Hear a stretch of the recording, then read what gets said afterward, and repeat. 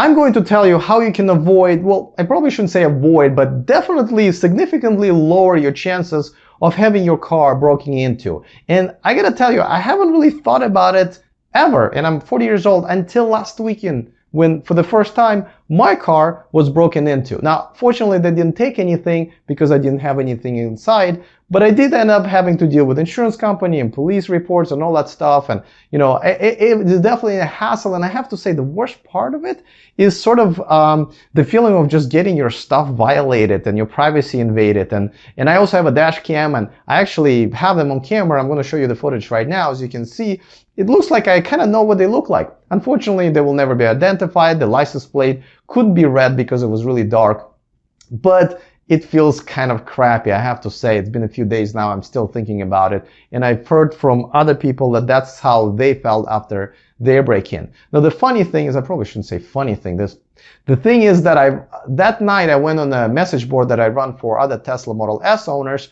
and I saw another person posting his dashcam footage of his car being broken into only 2 hours before mine, 50 miles away. And when I looked at that footage, and I'm going to show it to you guys right now because he gratefully didn't. I'm grateful to him for letting me use this footage. As you can see, it's the same car. So we got robbed by the same guys 50 miles away, 2 hours apart.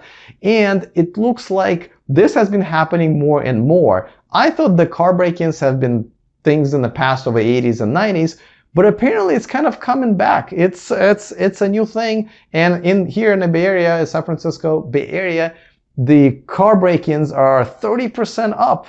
And a lot of people, when I told them that, they're like, yeah, more and more people having their cars broken into. So be on the lookout because that seems to be coming back. Now, in case of Tesla owners, it sounds like they have a particular strategy. Is they punch out that little window that you see that they punched out, and they reach inside because that's exactly where they can unhook the little lever where they lower the back seat, so they can look in the trunk because it's a hatchback. So you can really see what's inside the car without triggering an alarm, because alarms don't really come with the window sensors. And that way they can see inside and decide whether or not they want to get into the car. In my case, I didn't have anything, so I only ended up with a broken window. But that other person that the video you saw, he had some valuables, and unfortunately, that's something that insurance won't cover, and this is just his loss because they took his stuff. And the more I started researching this issue, the more I realized that this is what the strategy is for the thieves who kind of work with Teslas. And I saw many other pictures with exactly the same hole in exactly same place that my car had as well. Now, just like I said, it sucks. I'm glad it never happened to me before, but I started researching and figuring out, well, what can I do for this to never happen again? And I have to say that I did get kind of comfortable because the parking lot where it happened, that it's not in the greatest neighborhood, but I've been parking there for 5 years every week. And because nothing ever happened, this time around, I didn't hesitate to park in the darker spot. And that's when it happened. So it doesn't mean that it won't happen in the brighter spot, but I definitely could have used this refresher course, a couple of weeks ago. So I just wanted to let you guys know about the basic things that you can do to hopefully avoid this in the future. I don't think I'll be blowing your minds with a lot of these, but some of the things were interesting because I've read some of the interviews with former thieves who would do this for a living, and they kind of reveal their secrets. And so these are based on a lot of those articles. Now, first of all, and this is before we even talk about what you need to do with your car, first, you need to make sure that your insurance policy specifically covers glass-only claims. Now, the reason for that is because those don't require an adjuster, so you don't have to have a hassle with that. A lot of times they have a much smaller deductible. In my case, it's a $100 deductible versus a $500 deductible that I have on all regular body damage claims, so that's great. They will cover parts that need to be replaced to replace the window. So in my case, they have to replace a molding around it, and even though it's not a glass part per se, they will still cover it because that's an essential part of replacing the glass. They will also cover the tint because in my case, also the windows were tinted, so they will cover that as well. So make sure you have that on your insurance policy as a separate thing, and make sure you know what it covers and what your deductible is. All right, let's move on to the car. Now, I know everybody said that probably 1,000 times, but people do it all the time. Don't leave your valuables in the car, because that's, besides the breaking in of the car and the windows and damage, you will end up having stuff stolen that will not be reimbursed by insurance company. Now, if you absolutely have to, make sure if you're driving a Tesla, put it in the front. It is much harder to get into, or lock it in your glove compartment, or put it somewhere where it's really hard or difficult to reach. Because if you talk to the thieves, and you can see some articles online, they always say, listen, we usually assume we have about 30 seconds until somebody sees us, or police comes, or alarm goes off, or we get on camera. So we try to get in and out very quickly. We assume there's about 30 seconds or less. So it's your goal as a car owner to make sure that whatever it is that you have in your car is not easily accessible. And again, in the case of Tesla, I recommend the trunk. Now, you should obviously avoid having any kind of valuables in your car all the time, but if you have to move it to the trunk or front or whatever, make sure not to do it once you park. Make sure to do it before that. Maybe pull over before getting there, or do it once you're at the departure spot at your house or at your office, because a lot of times they will be sitting on a parking spot, especially with nice cars, and looking at people getting out of their car. So if they see you taking your laptop out of the car, putting it in the trunk, guess what? They're probably going to go and get into your trunk. So don't do it in front of them, because a lot of times they are watching you.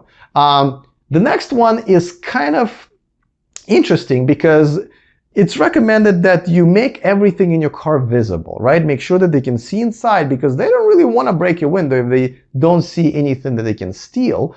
So make sure the car is pretty nice and tidy and nothing that's showing. I mean, you can have a charging cable, like for your phone, or maybe eye drops, or whatever stuff that they know is not worth anything.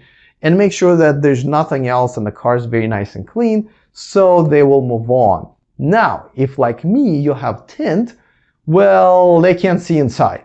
And that's a problem. Now, there's an interesting school of thought for that, and that is to actually crack your windows enough to have them peek in, and maybe even be able to open your door, because in a lot of times, that's, a window is obviously not going to stop them, so they will punch through the window to peek. If you're letting them look inside the car and even get into it, because they're going to do it anyway, they might as well do it and realize there's nothing there and leave. You might not even know.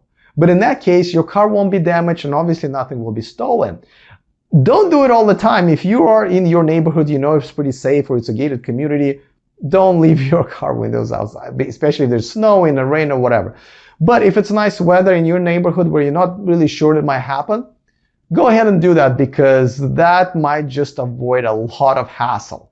Now, I should also mention that don't forget that you should definitely always park in the spots that are very bright, and there's hopefully a lot of foot traffic there, right? So they're not going to steal anything out of your car or get into your car if there's constantly people around, maybe cops, or at least very bright, because doing it under bright lights, they usually avoid that. In my case, I committed that sin, and I parked in the darkest part of the lot. It was dark, there were no people there, so I was almost asking for it. But in general, you got to park under the lights in a high traffic area. That will definitely cut your chances by a lot. Something I already mentioned before, but assess the area. If you know the area, if you're familiar with it, if you know the crime is low, you can be a little bit more relaxed. But if you're in the area that you don't know, or it's not the best area, then you should try to follow all of this advice and try to be a little bit more aware of what can happen. Now, just because you're in the area that is nice doesn't mean that it's not going to happen. A lot of times they will travel. In my case, as I told you guys, the people who broke into my car broke into the other person's cars 50 miles away 2 hours earlier. So they obviously have no problems driving around, hitting the spots that they like. So even if you're in a nice area, that can still happen there. As a matter of fact, chances might just be a little bit higher. Dash cam. You've seen the footage, my footage of the dash cam and the other person's. Now, you couldn't see the faces, you couldn't see the license plates, and that's unfortunate. It was at night. But a lot of times dash cams would also prevent them from getting in, because they see they're being filmed. The light is always blinking. And so that's one thing that can help. Also, sometimes you do catch the license plates or people's faces, or sometimes cops can look at it and say, oh, I know that guy, I know where he lives, I put him in jail a few times already. So dash cams will definitely help you. Don't forget that they can run 24/7, especially in electric cars, but even in the gas cars, you can put a little device where if the battery is being drained too much by the dash cam, it will disconnect the dash cam. But most of the time, they don't take that much power, so you'll be able to have them 24/7 when you are not in the car. Of course, if you're driving, they're priceless, because if you get in an accident, I hope it never happens, but if you get in an accident and it's someone else's fault, a lot of times people will lie.